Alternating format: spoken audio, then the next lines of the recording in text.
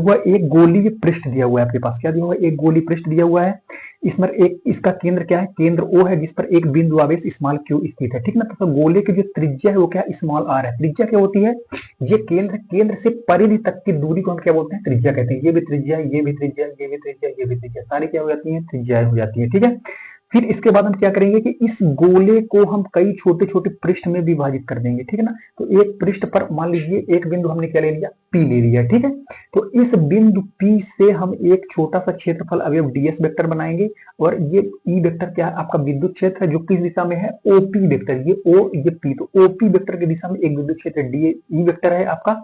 और ds vector भी बिंदु P को केंद्र मानते हुए, मतलब बिंदु P के आसपास हम एक क्षेत्रफल अवयव ds वेक्टर की क्या करेंगे, कल्पना करेंगे, और उसके बाद हम आगे इसको प्रूफ करेंगे, ठीक है। तो अब हम लिखते हैं, इसमें क्या क्या दिया हुआ है आपके पास, वो लिख लीजिए।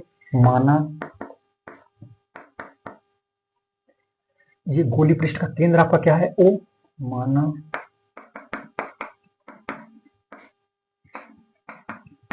गोलीय पृष्ठ का केंद्र O है जिस पर क्या है, कोई बिंदु आवेश, इस पर कोई बिंदु आवेश क्या हमने माना, Q माना है, स्मॉल q है, ठीक है। और गोले की त्रिज्या कितनी है आपके पास, r है, तथा गोले की त्रिज्या कितनी है आपके पास, स्मॉल r है, ठीक है। इतना क्लियर हुआ।